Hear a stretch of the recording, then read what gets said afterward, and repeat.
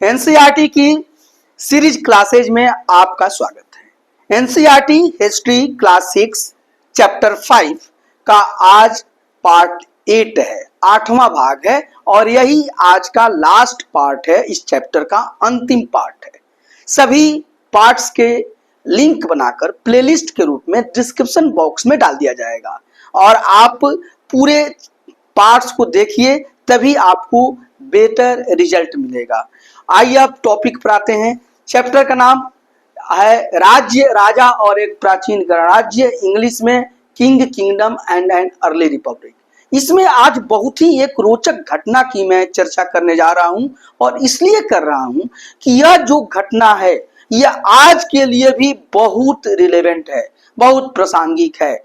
आज के युग में भी सभी को इससे सीखना है। सभी को मतलब कि हमारे देश में जो गणतांत्रिक व्यवस्था है, भारत एक रिपब्लिक स्टेट है, हमारा देश में लोकतंत्र है और गणराज्य है। तो हर लोकतंत्र और गणराज्य के लिए यह एक संदेश है। और ये संदेश किसका है? तो ये महात्मा बुद्ध का है, ये गौतम बुद्ध का है। एक्चुअली मैं आइए आज का, अगर आपके पास बुक हो तो पेज संख्या 49 यानी पृष्ठ संख्या 49 को ओपन कर लीजिए और आइए इसमें देखिए, वज्जी संघ का यह वर्णन दीघ निकाय से लिया गया है। ये जो दीघ निकाय है, देखिए दीघ निकाय एक बौद्ध ग्रंथ है। दीघ निकाय ये एक बौद्ध ग्रंथ है। ये बौद्ध ग्रंथ है। दीघ निकाय क्या है? बौद्ध ग्रंथ है। बौद्ध ग्रंथ है, पाली भाषा में है, बौद्ध ग्रंथ है। ग्रंथ सुत्त पिटक है। जैसे 3 पिटक होते हैं, त्रिपिटक, जिसमें विनय पिटक, सुत्त पिटक और आपका अभिधम पिटक है। उसी सुत्त पिटक का यह एक ग्रंथ है, दीघ निकाय। ठीक है, तो ये दीघ निकाय एक बौद्ध ग्रंथ है और इसी दीघ निकाय में चर्चा है इस बात की कि दीघ निकाय जिसमें बुद्ध के ये जो दीघ निकाय है, इसमें बुद्ध के बहुत सारे आख्यान दिए हुए हैं। उनके बहुत सारे कहानियां, बहुत सारी बातें, बहुत सारी शिक्षाएं इसमें दी गई हैं। और करीब यह जो ग्रंथ है लगभग ये 2300 साल पहले लिखा गया है। यहाँ पर लिखा है कि लगभग 2300 साल पहले, 2300 साल पहले, ये लगभग 2300 साल पहले की बात है। और यह वही समय है जब आप देखते हैं कि उसके पहले जो ये जनपद की जो बात हो रही है, मगध जनपद की, वज्जी जनपद की, तो दीघ निकाय में एक घटना आई है। दीघ निकाय बौद्ध ग्रंथ है और इसमें बुद्ध के आख्यान हैं, बुद्ध की गाथाएं इसमें लिखी गई हैं। ये लगभग 2300 साल पहले की बात हो रही है। अब देखिए क्या लिखी गई है इसमें। अजातशत्रु और वज्जी संघ, देखिए अजातशत्रु पाली भाषा में है और उसका नाम है अजातशत्रु। तो अजातशत्रु और वज्जी संघ के बारे में है। जो पार्ट 7 है वो वज्जी संघ के बारे में मैं बनाया हूं, तो उसी बारे में है। और देखिए क्या है, अजातशत्रु वज्जी संघ पर आक्रमण करना चाहते थे। अजातशत्रु जो मगध का राजा थे, तो मगध यही है, देखिए नक्शा पर आ जाइए, भारत के मानचित्र पे भारत है। ये देखिए बिहार प्रांत है, बिहार प्रांत की राजधानी पटना है और पटना के बगल में ये देखिए वैशाली है। ये पटना जो है यही मगध जन साम्राज्य की राजधानी हुआ करती थी। हालांकि उसके पहले इसकी राजधानी आपकी राजगीर थी, या उसे राजगृह उस समय कहा जाता था। और तो ये मगध साम्राज्य है, तो पटना या राजगीर उसकी राजधानी थी। और ये देखिए ये वैशाली है, वैशाली यही वज्जी संघ की राजधानी थी। अब यहाँ का मगध का राजा अजातशत्रु था। ये अजातशत्रु वज्जी संघ पर क्या चाहता था? विजय पाना चाहता था, उस पर आक्रमण करना चाहता था। तो एक घटना है, कहानी कहाँ शुरू हो रही है मैं यहाँ लिख देता हूं कि अजातशत्रु मगध का राजा है। अजातशत्रु, देखिए मैं मगध लिख देता हूं। मगध क्या चाहता था? यह वज्जी पर आक्रमण करना चाहता था। आज अजातशत्रु मगध का राजा वज्जी संघ पर आक्रमण, वज्जी संघ पर आक्रमण करना चाहता था। आप लोग समझ रहे हैं ना कि अजातशत्रु जो मगध नरेश है वह वज्जी संघ पर आक्रमण करना चाहता था। और आज भी देखिए युद्ध हो रहे हैं, तो युद्ध हो तो पहले कई तरह की उसमें एक तरीके से भेद लिया जाता था और या युद्ध किया जाए नहीं उस पर विचार किया जाता था। ये अजातशत्रु ने क्या किया कि अपने एक मंत्री को, अजातशत्रु का एक मंत्री है, मिनिस्टर है, मंत्री, उसका नाम क्या है, वस्कार है। अजातशत्रु का जो मंत्री है उसका नाम है वस्कार, वस्कार। तो अजातशत्रु के मंत्री का नाम वस्कार है। वस्कार को सलाह के लिए बुद्ध के पास भेजा, सलाह के लिए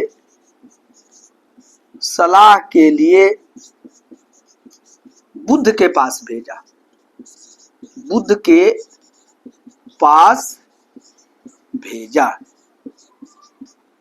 ये अजातशत्रु बुद्ध का अनुयायी था। अजातशत्रु के पिता बिंबिसार बुद्ध के हम उम्र थे और उन्हीं का लड़का अजातशत्रु हुआ। और अजातशत्रु के समय में ही बौद्ध धर्म की प्रथम परिषद या प्रथम संगीति या फर्स्ट बुद्धिस्ट काउंसिल हुई थी। कहां पर, राजगृह में, जो उस समय गिरि ब्रज कहा जाता था या गिरि वज्र कहा जाता था। तो यहाँ पर तो बुद्ध से इनका अच्छा संबंध था। तो और बुद्ध को ये मानते भी थे, बुद्ध बहुत ज्ञानी थे तभी तो उनको बुद्ध कहा जाता था। तो बुद्ध के पास अपने मंत्री वस्कार को सलाह के लिए भेजते हैं कि मैं वज्जित संघ पर आक्रमण करूं या नहीं करूं, ये सलाह लेने के लिए ये भेजते हैं। बुद्ध ने जब इसका मंत्री गया तो मंत्री से बुद्ध ने क्या पूछा, वही यहाँ वार्तालाप है जो सभी को जानना चाहिए।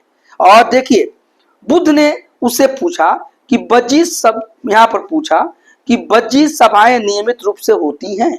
बुद्ध ने कुछ क्वेश्चन पूछा कि जो वज्जी संघ है इसमें जो सभाएं हैं या जो मीटिंग्स है, रेगुलर मीटिंग्स यहाँ पर होती हैं तथा उनमें सभी सदस्य उपस्थित होते हैं। पूछा कि भैया आपके ये वज्जी संघ में तो एक संघ है, गण राज्य है, तो वहां पर मीटिंग नियमित होती हैं और अगर मीटिंग होती हैं तो क्या सभी सदस्य उसमें उपस्थित रहते हैं।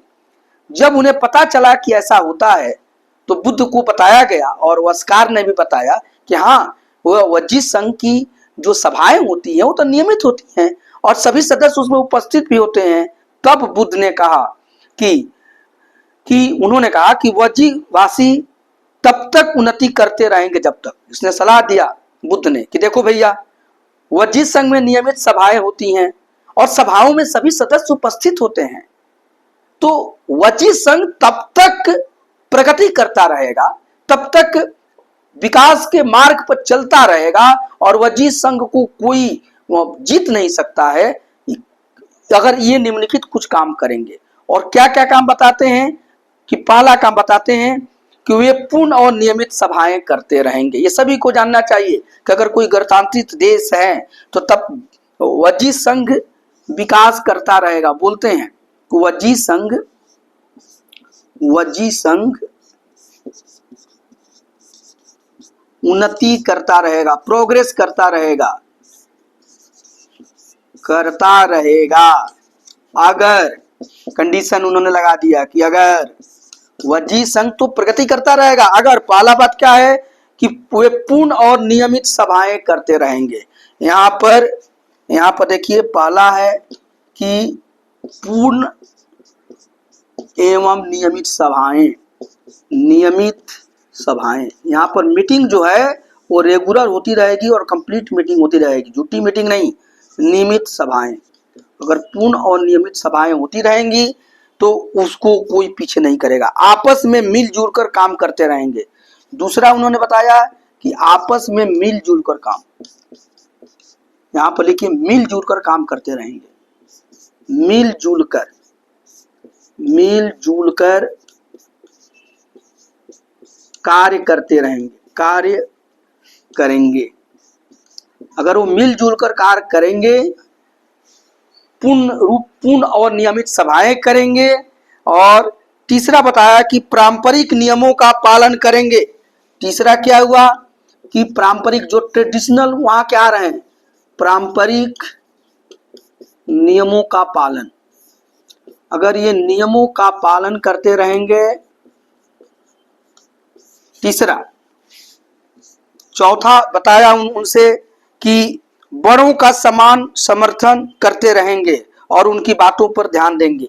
यहाँ पर देखिए, बड़ों का सम्मान, बड़ों का सम्मान, बड़ों का रेस्पेक्ट करते रहेंगे। और रेस्पेक्ट करना मतलब उनकी बात को मानेंगे और उनके बताए रास्तों पर वो चलते रहेंगे। इसी के साथ साथ महिलाओं के साथ जोर जबरदस्ती नहीं करेंगे, बंधक नहीं बनाएंगे। पांचवा बताए, महिलाओं का सम्मान, महिला सम्मान और सुरक्षा में लिख देता हूं, महिला सम्मान एवं सुरक्षा। बाकी बुक में लिखा हुआ है तो आपको मैं एक लाइन बता दिया वुमेन के बारे में कि अगर वजीद संघ बड़ों का, एल्डर्स का रेस्पेक्ट करेंगे, बड़ों का सम्मान करेंगे, महिलाओं को बंधक नहीं बनाएंगे और महिलाओं को सम्मान करेंगे, यानी महिलाओं की रक्षा भी करेंगे और उनको रेस्पेक्ट भी करेंगे। ठीक है। और इसी के साथ साथ बताए कि शहरों और गांवों में चैत्यों का रख रखाव करेंगे।